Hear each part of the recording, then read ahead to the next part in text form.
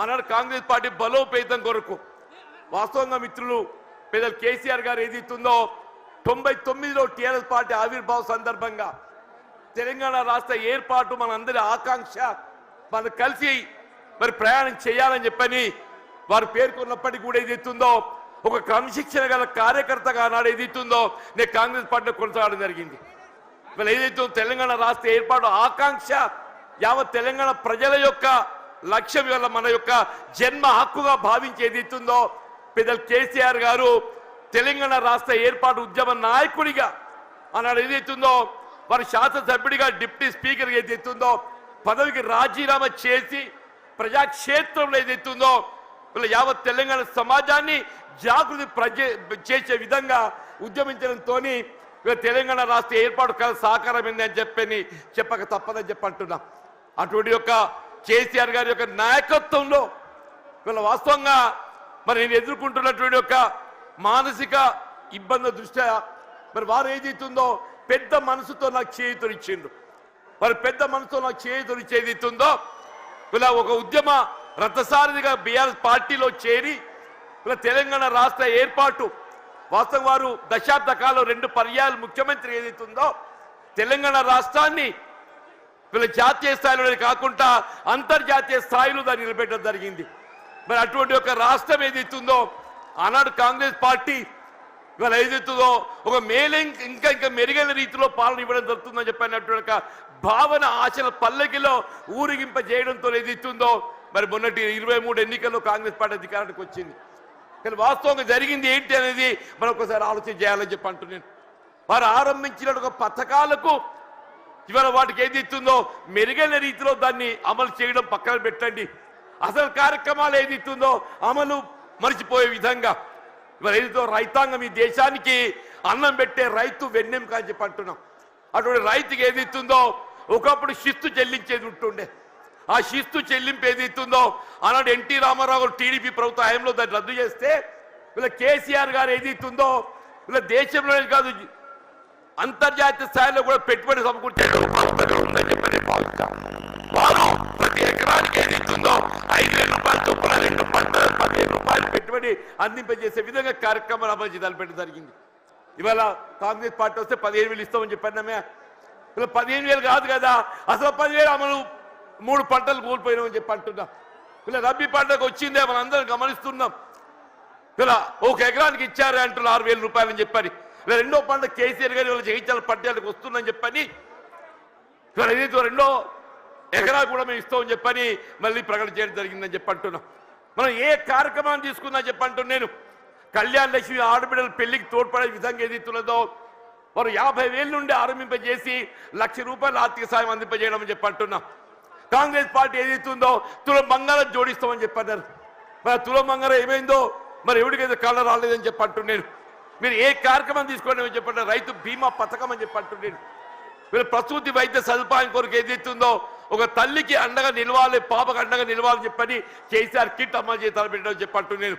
ఇలా బలహీన వర్గాలకు అండగా నిలిచే విధంగా అది ఏ వర్గమే కానివ్వండి కాక మరి తోడు నిలిచే విధంగా కార్యక్రమాలు అమలు చేసి తలపెట్టడం జరిగిందని చెప్పి అంటున్నా. మరి అటువంటి ఒక నాయకుడు మరి బీఆర్ఎస్ పార్టీ అధ్యక్షుడు తెలంగాణ రాష్ట్ర ఏర్పాటు ఉద్యమ నేత ఆధ్వర్యంలో ఏదైతుందో ఇవాళ నేను ఏదైతుందో బీఆర్ఎస్ పార్టీలో చేరి వారి నాయకత్వం పనిచేసే అవకాశం నాకు కల్పించినందుకు ఏదైతుందో నేను వారికి హృదయపూర్వకంగా ధన్యవాదాలు చెప్తామని చెప్పంటున్నాను. మరి ఏదైతుందో వాస్తవంగా ఇవాళ వేదిక చూస్తుంటే మా మిత్రుడు రమణ గారు గతంలో ఈ ప్రాంతానికి ప్రాతినిధ్యం వహించిన శాసనసభ్యుడిగా పార్లమెంట్ సభ్యుడిగా ఎంపికైండు, శాసన మండలి సభ్యుడిగా కొనసాగుతుండు. ఇలా వారితో కలిసి పనిచేసే ఒక ప్రయాణం చేసే అవకాశం నాకు లభించాలని చెప్పి అంటున్నాం. సోదరి దావ వసంత గారు వీళ్ళ జగిత్యాల జిల్లా మొట్టమొదటి జిల్లా ప్రజాపరిషత్ అధ్యక్షురాలిగా ఈ ప్రాంతానికి సేవలు అందించిందని చెప్పి అంటున్నా. మా మిత్రుడు గంగుల కమలాకర్ గారు గతంలో మంత్రివర్గిగా కరీంనగర్ శాసనసభ్యుడిగా సేవలు అందించిందని చెప్పి అంటున్నాం. మా సోదరుడు కౌశిక్ రెడ్డి గారు అని చెప్పి అంటున్నాను. మా మిత్రుడు విద్యాసాగరరావు గారి యొక్క తనయుడు సంజయ్, విద్యాసాగరరావు గారి తనయుడు సంజయ్. మరి సంజయ్ అంటే ఇంకా వేరే అనుకునేదని చెప్పంటున్నా. ఆయన ఈ సంజయ్ వేరు. ఈ సంజయ్ ఏదైతుందో అకుంఠిత దీక్షతో ప్రజాసేవ చేయాలనే సంకల్పంతో కేసీఆర్ నాయకత్వం కొనసాగుతున్నట్టు మా మిత్రుడు విద్యాసాగరరావు గారి తనయుడు అని చెప్పి అంటున్నాం. ఇలా జిల్లా బీఆర్ఎస్ పార్టీ అధ్యక్షుడు విద్యాసాగరరావు గారు మనందరినీ సమన్వయం చేస్తాను ముందుకు వచ్చేటువంటి ఒక సోదరుడు పల్లా రాజేశ్వర రెడ్డి గారు, వేదికపై ఉన్నటువంటి ఒక శాసన మండలి సభ్యులు ఇవాళ ఇంకా ఇతర మిత్రులు అందరూ కూడా అందరికీ నేను చేతులు ఎత్తి నమస్కరిస్తున్నాను చెప్పి అంటున్నాను. ఇంతకాలం ఏదైతుందో వాస్తవంగా కేసీఆర్ గారు అంటే నా మొదటి నుండి గౌరవం, ఇద్దరికి వ్యక్తిగతంగా అనుబంధం ఉందని చెప్పి అంటున్నా. మేము ఏదైతుందో విద్యార్థి దశ నుండి మేము కలిసి ప్రయాణం చేసినటువంటి వాళ్ళం. వీళ్ళ భిన్న అభిప్రాయాలు, భిన్న రాజకీయ పార్టీలు మరి వేదిక ఏదైతుందో మరి కలిసి ప్రయాణం చేయలేకపోయినా కానీ ఇలా అభివృద్ధిలో ఏదైతుందో వారు 2014 తెలంగాణ రాష్ట్రం ఏర్పాటు అయినాడు ఏదైతుందో నేను శాసనసభ్యులు గెలిచానని చెప్పంటున్నా. నాపై గౌరవంతో నాకు ఇప్పటికి గుర్తు చేస్తున్నాను మీకు.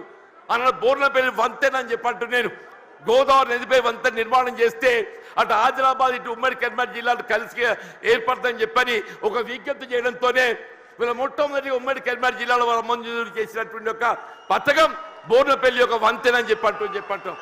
ఇలా అభివృద్ధికి ఏదైతుందో రాజకీయాలు లేవు, అభివృద్ధికి రాజకీయాలు లేవని చెప్పంటున్నా. ఆ విధంగా అభివృద్ధి చేసినటువంటి ఒక మరి గొప్ప నాయకులు ఏదైతుందో మరి కేసీఆర్ గారు అని చెప్పంటున్నాం. మిత్రుడు కొప్పుల ఈశ్వర్ గారు ఏదైతుందో ధర్మపురి శాసనసభ్యుడిగా వీళ్ళ మంత్రి వర్యుడిగా చెప్పంటూ నేను వాళ్ళు ఏదైతుందో రోడ్లవాగు ఆధునీకరణ వారి యొక్క ఈ ప్రాంతం అంతా సస్యశ్యామలం కావాలని చెప్పంటే ఆ ఆధునీకరణతో అది సాధ్యమవుతుందనే ఒక భావనతోని మరి కొప్పుల ఈశ్వర్ గారు ఏదైతుందో మరి కేసీఆర్ దృష్టి తీసుకెళ్లడం, వారు ఏదో మంజూరు చేయడం, మరి ఏదైతే ఉందో మన మొత్తం ప్రాంతం జగిత్యాలే కానీ ధర్మపురి కానీ చెప్పంటున్నాం. జగిత్యాల, ధర్మపురి, కోరుట్ల, వేములవాడ, చొప్పదండి మనంతా అన్నదమ్ముల్లాగా జగిత్యాల జిల్లాలో కలిసినటువంటి వాళ్ళం చెప్పంటున్నాం. ఇలా అభివృద్ధికి సంకేతం బీఆర్ఎస్ రాజకీయ పార్టీ అని చెప్పంటున్నాను. ఇలా 10 జిల్లాలు ఉన్నటువంటి యొక్క తెలంగాణ రాష్ట్రాన్ని 13 జిల్లాలు అదనంగా ఏర్పాటు చేసి దాని 23 జిల్లాల తెలంగాణ రాష్ట్రానికి రూపొందింపజేసినట్టు ఒక ఘనత ఇవాళ పెద్ద కేసీఆర్ గారిని చెప్పక తప్పదని చెప్పంటున్నారు. అని అందరూ కూడా ఆశ్చర్యపోయారు ఈ కొత్త జిల్లాల ఏర్పాటుతోని. ఇది నిజంగానే సాధ్యమేనా అని చెప్పని ఇవాళ నూతన జిల్లాలు ఏర్పాటు కావడంతో ఏదైతుందో వైద్య సేవలు మెరుగు కావటం అని చెప్పంటాం, వైద్య సేవలు మెరుగు కావటం. మన జగిత్యాల జిల్లా ఏర్పాటు కావడంతో ఏదైతుందో మన జగిత్యాల ఏదైతుందో వైద్య విద్యా కళాశాల, అసలు మన జగిత్యాల జిల్లా కేంద్రంగా వైద్య విద్యా కళాశాల ఏర్పాటు సాధ్యమవుతుందనే ఆలోచన కూడా మీరు తప్పని చెప్పంటున్నాం. కేవలం కేసీఆర్ గారి యొక్క ఆలోచన, వారి యొక్క దూరదృష్టి, వీళ్ళ నూతన జిల్లాలు ఏర్పాటుతో ఏదైతే వైద్య విద్య సదుపాయాలు మెరుగుపరచొచ్చని చెప్పిన భావంతో వీళ్ళ నూతన జిల్లాలు ఏర్పాటు చేయడము, జగిత్యాల జిల్లా కేంద్రంగా వైద్య విద్యా కళాశాల రూపొందడం చెప్పి వీళ్ళ వైద్య సేవలు విస్తృంపజేయబడడం చెప్పి అంటున్నా. భవిష్యత్తులో సూపర్ స్పెషాలిటీ వైద్య సేవలు మనం పొందబోతున్నాం చెప్పి అంటున్నా. అదే విద్య రాజ్యాంగం కల్పించిన హక్కు అని చెప్పి అంటున్నా. ఆ రాజ్యాంగం కల్పించిన హక్కు విద్యకు సంబంధించి ఏదైతుందో నిరుపేద వర్గాలు, బలహీన వర్గాలు, జ్యోతిబా పూలే అటువంటి ఒక గురుకుల ఆశ్రమ పాఠశాల అని చెప్పి అంటున్నా. ప్రతి నియోజకవర్గంలో ఆడబిడ్డలు బాలకి ఏదైతుందో జ్యోతిబా పూలే మరి గురుకుల ఆశ్రమ పాఠశాల, బాలులకు ఏదైతుందో జ్యోతిబా పూలే మరి ఒక పాఠశాల గురుకుల ఆశ్రమ పాఠశాల, అల్పసంఖ్యాక వర్గాలు ముస్లిం బిడ్డలకు అని చెప్పి అంటున్నా. ఎన్నడూ ఊహించినటువంటి ఒక విద్యా సదుపాయాలు కల్పించాలని చెప్పని ఇవాళ ముస్లిం బిడ్డలకు ఏదైతుందో అల్పసంఖ్యాక వర్గాలకు ఏదైతుందో మైనారిటీ స్కూల్స్ ఏర్పాటు చేయడం, ఎస్సీ ఎస్టీ అని చెప్పి అంటూ నేను ఇలా వాస్తవంగా తెలంగాణ రాష్ట్రానికి గిరిజన బిడ్డలు ఏదైతుందో బీఆర్ఎస్ పార్టీ మనం ఒకడు చెప్పంటున్నాను.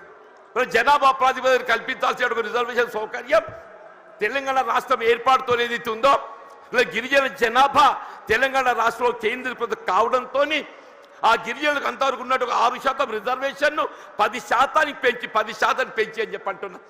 ఇలా విద్యా ఉద్యోగాలలో గిరిజన బిడ్డలు వాళ్ళ లంబాడా కానివ్వండి, ఆదివాసీ కానివ్వండి, ఎవరికైనా ఏదైతుందో వారి భవిష్యత్తు నిర్దేశించినట్టు ఒక గొప్ప మరి నాయకత్వం కేసీఆర్ గారు అని చెప్పక తప్పదని చెప్పంటున్నా. ఇలా వాస్తవంగా ఈ దేశానికి ఏదైతుందో అన్నం పెట్టే రైతుకు సాగునీరు కావాలని చెప్పంటున్నా. ఉచిత విద్యుత్ సదుపాయం ఏదైతుందో గతంలో నిర్దేశిత వేళలో విద్యుత్ అందింపజేస్తే వీళ్ళు ఏ విధమైనటువంటి ఒక ఆంక్షలు లేకుండా 24 గంటలు ఏదైతుందో రైతాంగానికి ఉచిత విద్యుత్ కల్పింపజేసిన ఒక ఘనత బీఆర్ఎస్ పార్టీ అధ్యక్షులు అధినేత కేసీఆర్ గారికి దక్కుతుందని చెప్పంటున్నాను. ఇలా ప్రాణహిత నదీ జలాల వినియోగం దేవాలనే ప్రాణహిత నదీ జలాల వినియోగంలోకి వస్తేనే కానీ ఏదైతుందో మన తెలంగాణ రాష్ట్రం రైతాంగం ఏదైతుందో మన పంటలు పండు సాధ్యమవుతుందని చెప్పి అంటున్నాను. మరి ఉమ్మడి రాష్ట్రంలో వైఎస్ రాజశేఖర రెడ్డి గారు ముఖ్యమంత్రి ఉండగా మరి సహచరులు మేము భావించాం మరి ఏదో తుమ్మడి ఏటి వద్ద బ్యారేజ్ నిర్మాణం చేస్తే ఒక లిఫ్ట్తో నీరు వస్తుందని చెప్పని. కానీ మహారాష్ట్ర ప్రభుత్వం ఏదైతుందో వాళ్ళు సహకరించలేకపోవడంతో 152 మీటర్ల ఎత్తుతో నిర్మాణం చేయాలని తలపెట్టినట్టు బ్యారేజ్ 145 మీటర్ల ఎత్తుతోనైనా కానీ ఇదే పెద్ద కేసీఆర్ గారు ఏదైతుందో మహారాష్ట్ర ప్రభుత్వం ఒప్పందం చేసుకోవడంతో పాటుగా దిగువ 100 మీటర్ల ఎత్తులో మేడిగడ్డ వద్ద బ్యారేజ్ నిర్మాణం చేయగలిగినట్టయితే అటు ప్రాణహిత నదీ జలాలు, ఇటు గోదావరి నదీ జలాలు, అటు మానేరు ప్రాంతంగా వచ్చే నదీ జలాలు అన్నింటిని మనం ఎత్తిపోత ద్వారా వినియోగించుకుంటే ఒక 300 TMC లభ్యత పొందే అవకాశం ఉందని చెప్పంటున్నాను. మరి ఆ విధంగా మేడి ఒక దశాబ్ద కాలంలో, కేవలం ఒక దశాబ్ద కాలంలో వీళ్ళ కాళేశ్వరం ప్రాజెక్ట్ నిర్మాణం పూర్తి చేయడమే కాదు, దాని ఫలాలు కూడా మనకు అందింపజేయడం జరిగిందని చెప్పంటున్నాను. మరి ఏమైందా, మన కేసీఆర్ గారు జగిత్యాలకు వస్తున్నారని చెప్పంటే నిన్నటి దాకా నిద్రపోయిన ముఖ్యమంత్రి రేవంత్ రెడ్డి గారు ఇవాళ బయలుదేరిండి అని చెప్పంటున్నారు. మేడిగడ్డ బ్యారేజ్ ఒక 2 పిల్లలు గుంగినే SLBC Srisailam left bank canal అని చెప్పంటున్నాడు.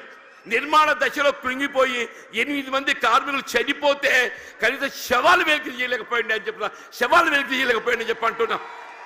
2 పిల్లలు కృంగిపోతే అసలు బ్యారేజ్ విలువ 4000 కోట్లు, ఆ 2 పిల్లలు కడితే 400 కోట్లు అవుతాయి అని చెప్పంటున్నా. ఎక్కువ మీకు అన్నారం సింధు ఇంకో 100 కోట్లు అవుతాయి అని చెప్పంటున్నా. ఇలా 2 సంవత్సరాల కాలం ఏదైతుందో ఏదో ప్రకృతి సహకరించింది అదృష్టం, మన కరువు సమస్య ఉత్పన్నం కాలేదు.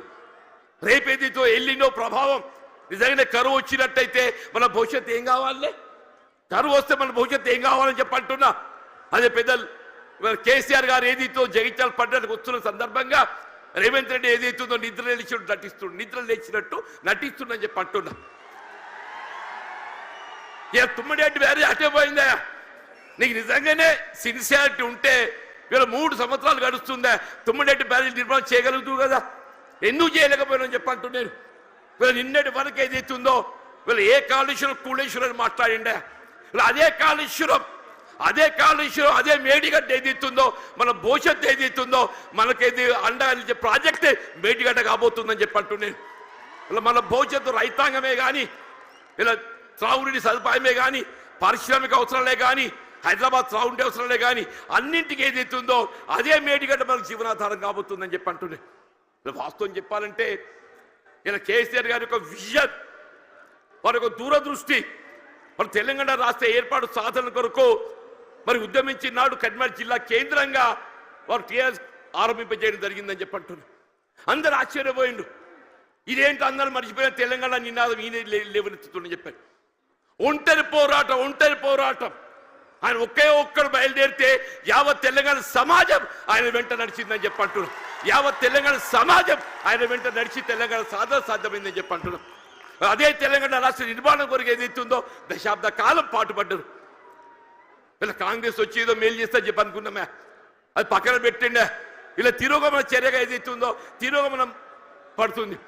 మళ్ళీ తెలంగాణ రాష్ట్ర పునర్నిర్మాణం కావాలని చెప్పంటే కేసీఆర్ గారి యొక్క నాయకత్వం మాత్రమే తెలంగాణ రాష్ట్రాన్ని పునర్నిర్మాణం చేయగలుగుతా చెప్పంటున్నాను. మీరు ఎక్కడ ఏ పల్లె కనపడి చెప్పిన ఒకటే నినాదం వస్తుంది, రేవంత్ రెడ్డి పోవాలి, కేసీఆర్ గారు రావాలి. ఒకటే నినాదం, రేవంత్ రెడ్డి గారు పోవాలి, కేసీఆర్ గారు రావాలి, కాంగ్రెస్ పోవాలి, బీఆర్ఎస్ రావాలి. అంటే ఏంటి, ప్రతి పల్లె గుండెల్లో ఏదైతుందో ఇవాళ ఈ నినాదం కేసీఆర్ గారు ఇవాళ వస్తుంటే నిజంగా చెప్తున్నా మొత్తం కూడలని యువత ఉత్సాహం కేరింతలు చూస్తుంటే మళ్ళీ తెలంగాణ రాష్ట్ర ఏర్పాటు ఉద్యమ దినాలు గుర్తుకొస్తాయని చెప్పంటున్నా. ఆనాడు తెలంగాణ రాష్ట్ర ఏర్పాటు ఉద్యమ సమయంలో కేసీఆర్ గారు నడుస్తుంటే యువత కేరింతలు ఏ విధంగా ఉండేనో ఇవాళ కేసీఆర్ గారు జగిత్యాల పర్యటన ఏదైతుందో మళ్ళీ అదే కేరింతల ఉత్సాహం యువతలో కనబడుతుందని చెప్పంటున్నాను. ఇలా అదే కేసీఆర్ గారి యొక్క నాయకత్వం తెలంగాణ రాష్ట్ర పునర్నిర్మాణానికి ఇలా మనకి ఏకైక నాయకత్వం కేసీఆర్ గారే చెప్పక తప్పదని చెప్పంటున్నారు. ఇలా వారి ఆధ్వర్యంలో పనిచేసే అవకాశం నాకు లభించడం, ఇలా వాస్తవంగా ఇద్దరం కూడా ఒకరి పట్ల ఒకరో అభిమానం కలిగి ఉన్నామే. కానీ ఏదైతుందో కలిసి ప్రయాణం చేసే అవకాశం కొంతకాలం వచ్చింది. 2004-2009 మధ్య కాలంలో ఇద్దరం కలిసి ప్రయాణం చేసినాం, ఎన్నికల్లో కలిసి పోటీ చేసినాం. కానీ ఏదైతే వాళ్ళ కాంగ్రెస్ పార్టీ ఏ తెలంగాణ రాష్ట్ర ఏర్పాటు లక్ష్యంగా మరి ఎన్నికల ఒప్పందం కుదుర్చుకోవడం జరిగిందో ఆ తెలంగాణ రాష్ట్ర ఏర్పాటు ఏదైతుందో జాప్యం చేయడంతో కొంత నీరుగాచి పెద్ద చేయడంతో ఏదైతుందో వారు ఆనాడు కేంద్ర మంత్రి పదవి త్యాగం చేసి కేంద్రంలో మంత్రి పదవి త్యాగం చేసి రాజీనామా చేసి పార్లమెంటు ఉప ఎన్నికలు వారు వస్తే మరి కాంగ్రెస్ పార్టీ పక్షాన అసలు ఛాలెంజ్ ఇచ్చినోడు పక్కకు వేయండి, అసలు ఛాలెంజ్ ఇచ్చినోడు పక్కకు వేయండి. కేసీఆర్ గారిని ఎదుర్కోవాలంటే మామూలు విషయం కాదు, కేసీఆర్ ఎదుర్కోవడం మామూలు విషయం కాదు అంటూ నేను ఆనాడు ఏదైతే ఇదే కాంగ్రెస్ పార్టీ నన్ను దొరకబట్టి ఆయన ముందు నిలబెట్టిందా, నన్ను దొరకబెట్టి వారి ముందు నిలబెట్టిందని చెప్పి అంటున్నా. ఇక నేను ఏం చెప్పాలి, నా కోసం ఏం చెప్పాలని చెప్పి అంటున్నాను. అంటే నిజంగానే వారు అడ్డుకోవడం సాధ్యమేనానే? వారికి ఎందుకు ఒక లక్ష్యం ఉంది, తెలంగాణ రాష్ట్ర ఏర్పాటు లక్ష్యం ఉందని చెప్పి అంటున్నా. ఆ లక్ష్యాన్ని అడ్డుకోవడం సాధ్యమేనని చెప్పి అంటున్నాను. అది ఎవరితో సాధ్యం కాదు. వారు ఏది 2 పర్యాయాలు ఉప ఎన్నికలు గెలిచి యావత్ తెలంగాణ సమాజాన్ని జాగృతి చేసి తెలంగాణ రాష్ట్రాన్ని సాధించదగిందని చెప్పి అంటున్నాను. మరి అటువంటి కమిషనర్ గల కార్యకర్తని నేను, అటువంటి కమిషనర్ గల కార్యకర్తను యావత్ తెలంగాణ రాష్ట్రం ఆశ్చర్యం. ఇదేందా జీవన్ రెడ్డి, మరి ఏం చేయాలని ఆయన 20 మాసాలు ఏదైతే నా ఉసురు పోసుకుంటారు మీరు, 20 మాసాలు ఉసురు పోసుకున్నారని చెప్పంటున్నా. నేను ఇంతకాలం ఈ మానసిక క్షోభ నేను భరించాలని చెప్పంటు నేను సాధ్యమేనా చెప్పండి అన్న చెప్పంటు నేను 4 దశాబ్దాలు కాంగ్రెస్ పార్టీ బలోపేతం కొరకు అకుంఠిత దీక్షతో ఏదైతుందో నేను పోరాటం చేసి నేను పాటుపడితే చివరికి దక్కింది ఏందే, చివరి దక్కింది ఏంటి అని చెప్పంటు నేను. ఆల్రెడీ ఈ వాయిస్ లోపల నాకు ఈ గోసేంది అంటూ నేను ఇవాళ 75-76 సంవత్సరాలు వచ్చినాయి అంటున్నా. నా జీవితం చివరి దశ చేరుకుందని చెప్పి అంటున్నా. నా జీవితం చివరి దశలో ఏదైతుందో నాకు ఈ మానసిక క్షోభ ఏంటి అని చెప్పి అంటున్నాను. ఇవాళ కేసీఆర్ గారు పెద్ద మనసుతో ఏదైతుందో మరి నా చేయూత నాకు ఏదైతే చెయ్యి అందించి నాకు అండా నిలుచుండని చెప్పి అంటున్నాను. అదే 4 దశాబ్దాల కాలం కాంగ్రెస్ పార్టీ సేవలో, కాంగ్రెస్ పార్టీ నిర్మాణంలో నేను పాటుపడితే నా చివరి దక్కింది అయింది. మళ్ళీ కేసీఆర్ గారే చెప్పట్టు నేను పెద్ద మనసుతోని గతంలో ప్రత్యర్థులు ఒక భావన రానియకుండా గతంలో ప్రత్యర్థులు పోటీ చేసుకున్నప్పటికీ కూడా ఏదైతుందో అది భిన్న రాజకీయ పార్టీ యొక్క ఆలోచన విధానం కానీ ఆ జీవనుడి వ్యక్తిగతంగా ఏదైతుందో విలువలకు కట్టుబడే ఒక వ్యక్తిత్వం కాబట్టి అది ఒక భావనతోని వారు నాకు చేయూత అందించింది. అంత గొప్ప మనసు అని చెప్పట్టు నేను.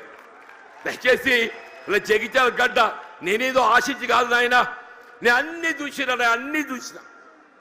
నేను చూడని ఏమీ లేదు. ఈ 4 దశాబ్దాల కాలంలో చూడని ఏమీ లేదు. ఇవాళ ఒకటి ఇవాళ రాష్ట్రాన్ని పట్టుకుని శని పీఠ విరగడ కావాలని చెప్పంటు ఒకే ఒకటి ఈ రాష్ట్రాన్ని పట్టుకొని శని పీఠ విరగడ కావాలని చెప్పంటున్నా.